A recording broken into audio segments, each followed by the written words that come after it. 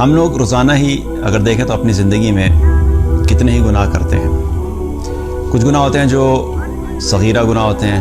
کچھ گناہ ہیں جو کبیرہ گناہ ہیں، اور اللہ سبحانہ تعالیٰ کی بڑی رحمت ہے، احسان ہے کہ اللہ تعالیٰ ہمیں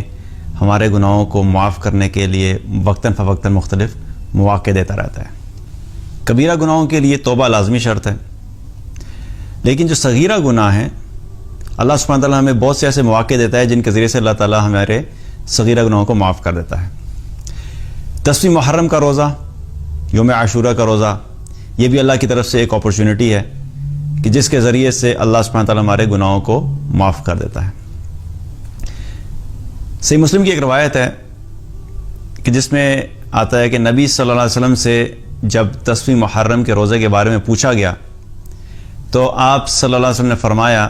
یکفر السنۃ الماضیہ، کہ یہ پچھلے ایک سال کے گناہوں کا کفارہ بن جاتا ہے۔ یعنی جو شخص بھی 10ویں محرم کو روزہ رکھتا ہے، اس روزے کی وجہ سے اللہ سبحانہ تعالیٰ اس شخص کے پچھلے ایک سال کے صغیرہ گناہوں کو معاف کر دیتا ہے۔ اور صحیح مسلم کی ایک اور روایت ہے جس میں آتا ہے کہ جب نبی صلی اللہ علیہ وسلم نے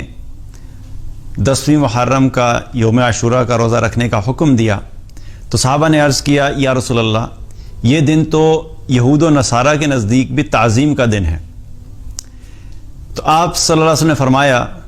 کہ اگر اللہ تعالیٰ نے چاہا تو اگلے سال ہم 9ویں کا روزہ بھی رکھیں گے۔ یہودی اس دن کی تعظیم اس لیے کرتے تھے کہ اللہ سبحانہ تعالیٰ نے موسیٰ علیہ السلام کو اور بنی اسرائیل کو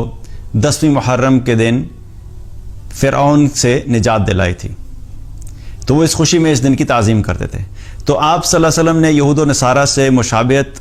نہ ہونے کی وجہ سے، تاکہ ان سے مخالفت ہو سکے، فرمایا کہ پھر ہم صرف 10ویں کا نہیں رکھیں گے بلکہ ہم 9ویں اور 10ویں کا روزہ رکھیں گے۔